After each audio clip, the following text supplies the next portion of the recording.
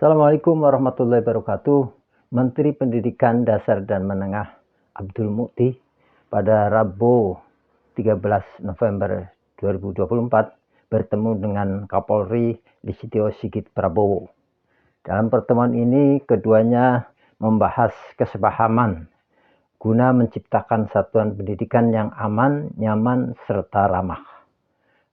Juga dibahas upaya bersama untuk memanfaatkan pendidikan di daerah-daerah terpencil.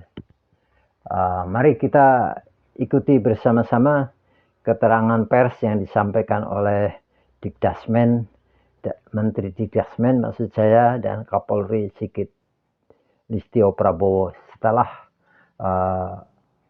bertemu. Assalamualaikum warahmatullahi wabarakatuh. Salam sejahtera bagi kita semua yang saya hormati Bapak Menteri Pendidikan Dasar dan Menengah Profesor Mukti dan seluruh jajarannya. Yang saya hormati rekan-rekan media. Hari ini kami berterima kasih mendapatkan kunjungan dari beliau terkait dengan beberapa hal yang menjadi konsen kita bersama. Yang pertama terkait dengan masalah dunia pendidikan, di mana tentunya kita sama-sama memiliki sikap yang sama untuk bagaimana mempersiapkan generasi muda kita untuk betul-betul bisa dipersiapkan dalam rangka mewujudkan visi Indonesia Emas 2045. Oleh karena itu, di dalamnya tentunya ada interaksi antara murid, guru, orang tua, yang tentunya harus kita jaga dengan memberikan ruang yang lebih besar manakala terjadi permasalahan-permasalahan untuk bisa dilakukan hal-hal yang bersifat restoratif atau mediasi. Itu yang pertama. Yang kedua, tentunya kami tadi membicarakan banyak hal terkait dengan ancaman terhadap generasi muda, mulai dari masalah narkoba, terkait dengan masalah video online yang sekarang ini sedang menjadi perhatian, juga permasalahan-permasalahan kenakalan, tawuran, dan sebagainya, termasuk juga bagaimana mendidik wilayah-wilayah yang menjadi remote area seperti misalkan Papua, di mana tadi tentunya kita bersama-sama sepakat untuk melakukan kerjasama sehingga generasi muda kita betul-betul bisa kita persiapkan dengan baik, dan beliau memberikan peran dan kerjasama terhadap Polri untuk bisa ikut di dalam pembinaan terkait dengan masalah-masalah yang berdampak terhadap Kamtibmas, termasuk juga di wilayah Papua yang selama ini kita juga memiliki program polisi mengajar. Beliau juga memberikan ruang untuk skill kita bisa ditingkatkan hingga kemudian program kita untuk Papua untuk meningkatkan kualitas sumber daya manusia dan juga tentunya kesejahteraan masyarakat Papua melalui program-program pemerintah bisa berjalan dengan baik. Mungkin itu yang bisa saya sampaikan. Silakan, Bro. Terima kasih Pak Kapolri. Jadi menambahkan yang disampaikan oleh Pak Kapolri tentang beberapa hal yang insya Allah nanti bisa kita kerjasamakan, terutama yang berkaitan dengan upaya kita untuk membangun atau menciptakan suasana di lembaga pendidikan yang aman, nyaman, dan ramah. Kami memiliki kesepahaman dengan Bapak Kapolri terkait dengan bagaimana berbagai persoalan kekerasan yang masih saja terjadi di lembaga pendidikan itu dapat diselesaikan dengan pendekatan kekeluargaan, pendekatan musyawarah, atau dalam bahasa hukumnya restoratif justice. Kemudian yang berkaitan dengan pendidikan untuk masyarakat di daerah 3T atau masyarakat di daerah yang memang tidak aman, kami tadi sudah ada kesepahaman dengan Bapak Kapolri untuk nanti ada program polisi mengajar atau relawan mengajar yang sebagian dari unsurnya adalah dari kepolisian.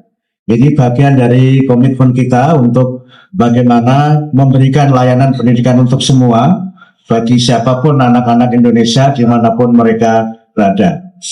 Kemudian yang terakhir, beberapa hal yang selama ini sudah ada MOU antara dulu masih Kemendikbudristek dan sekarang Kementerian Pendidikan dan Menengah untuk nanti kita tindak lanjuti dengan kerjasama menyelesaikan berbagai persoalan tidak dari hilirnya tapi dari hulunya, dengan misalnya nanti ada program polisi ke sekolah atau mungkin nanti juga penyuluhan mengenai berbagai hal yang menyangkut ketertiban masyarakat oleh aparatur kepolisian dengan sekolah-sekolah yang ada di Indonesia.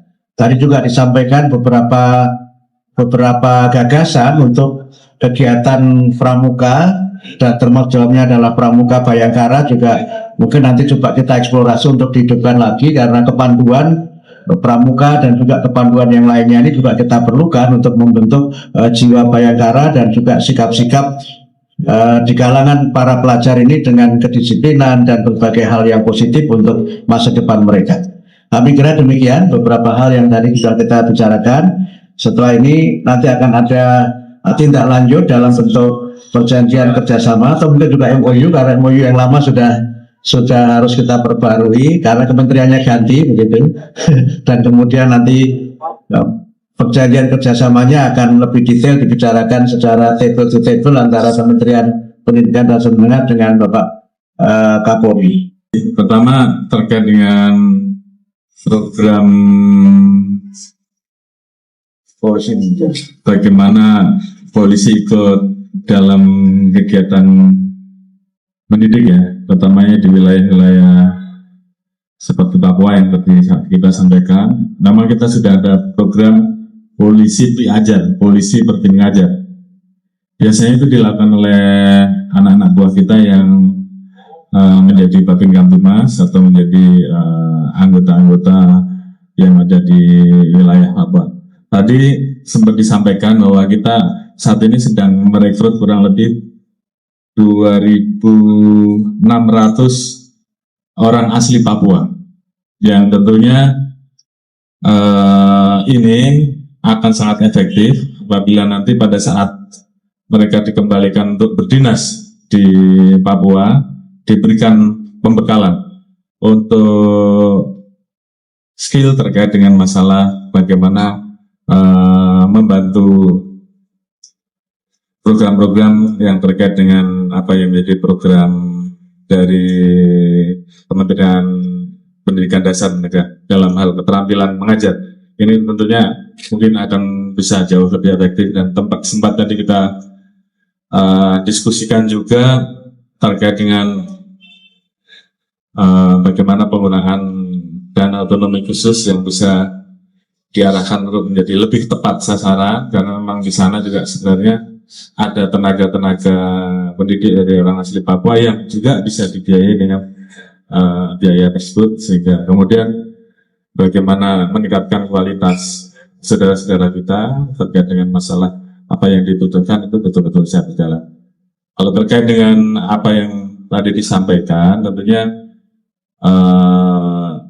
ini yang tadi kita bicarakan di dalam rencana MOU dan perjanjian kerjasama untuk memberikan ruang mediasi atau restoratif justice terhadap pengaduan-pengaduan yang mungkin dilakukan oleh orang tua murid, yang tentunya kita harapkan bisa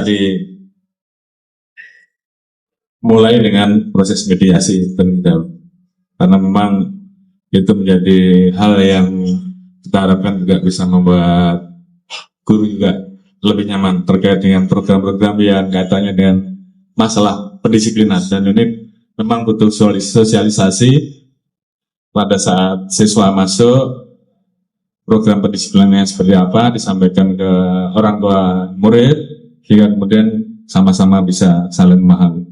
Kecuali hal-hal yang sifatnya menyimpang, tentunya hal tersebut tentunya menjadi concern yang berbeda. Terima kasih. Baik, terkait dengan Undang-Undang Guru atau Perlindungan Guru, kami sampaikan bahwa di dalam Undang-Undang 20 2003 dan juga Undang-Undang Nomor 14 tahun 2005 tentang guru dan dosen, sebenarnya sudah ada pasal-pasal yang mengatur tentang perlindungan guru, baik secara profesi maupun dalam hubungannya dengan keamanan dan juga jaminan yang berkaitan dengan profesi guru itu. Tetapi kalau misalnya itu dirasa masih belum memadai, memang kalau kita ketemu dengan DPR, itu ada 2 rancangan program legislasi nasional. Yang satu adalah revisi Undang-Undang 20 2003 tentang sistem pendidikan nasional, dan juga ada masuk prolegnas juga adalah revisi Undang-Undang Guru dan Dosen, Undang-Undang 14 tahun 2005. Nanti kita lihat apakah kita cukup memasukkan di perubahan undang-undang ini atau membuat undang-undang yang baru. Kami akan melakukan pengkajian dengan ya memohon masukan dan juga aspirasi dari masyarakat.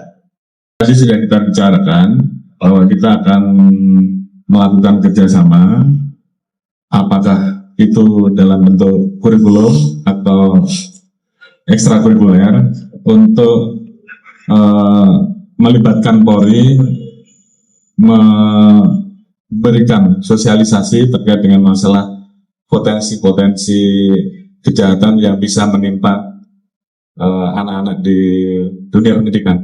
Seperti tadi disampaikan masalah judi online, masalah narkoba, masalah tawuran yang mungkin ini tidak menjadi salah satu fenomena, dan kemudian hal-hal lain. Dan ini tadi sudah kita diskusikan, nanti akan kita tuangkan dalam PKS kita. Kemudian untuk hal-hal lain terkait dengan yang tadi disampaikan, kemudian masalah ada pengaduan di medsos, akan segera kita cek dan kita tidak lanjuti. Yang jelas kalau memang dia juga menjadi bagian korban atau karena tidak tahuan, tentunya kita akan mengambil langkah untuk bisa memberikan yang terbaik dan memberikan rasa keadilan. Kira-kira. Ya, baik. Ya, itu gagasan kami karena sekarang ada kecenderungan pendekatan di sekolah ketika ada murid yang dia melanggar aturan, dan mohon maaf misalnya mereka yang ada persoalan-persoalan menyangkut asusila dan sebagainya, itu cenderung dikeluarkan. Dan mereka ini kemudian dalam pengamatan kami itu menanggung 2 beban.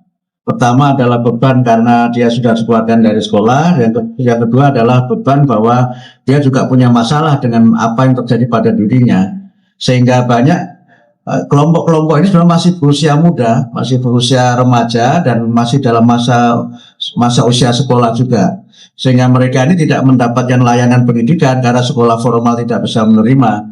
Karena itu maka 2 opsi yang ada dalam pikiran kami sekarang, kalau kita meniru negara lain, itu ada namanya cottage school yang dikembangkan di Amerika, yang memang itu khusus untuk mereka yang secara psikologi, secara sosial ada masalah, dan mereka memang belajar di tempat pendidikan tertentu. Kemudian yang kedua, kemungkinan juga bisa dengan pendekatan boarding, yang selama ini juga beberapa sudah ada dilakukan oleh beberapa organisasi kemasyarakatan. Tapi nanti formatnya seperti apa akan kita lakukan kajian lebih mendalam lagi, karena memang kami juga harus memiliki data yang cukup akurat untuk memastikan bagaimana penanganan ini bisa kami lakukan, sehingga mereka yang sudah menjadi korban ini tidak mendapatkan 2 masalah gitu. Seperti dulu kan ada kekerasan seksual yang dialami beberapa murid, ya, mereka sesungguhnya korban, tapi kemudian malah dikeluarkan, dan ketika ditampung di sekolah formal, itu masyarakat memiliki penilaian negatif terhadap sekolah formal yang menampung mereka, sehingga harus ada jalan keluar karena mereka tetap ingin belajar, dan mereka harus kita berikan kesempatan untuk bisa tumbuh sebagai generasi bangsa yang hebat dan kuat dengan pendidikan yang kita berikan. Cukup ya.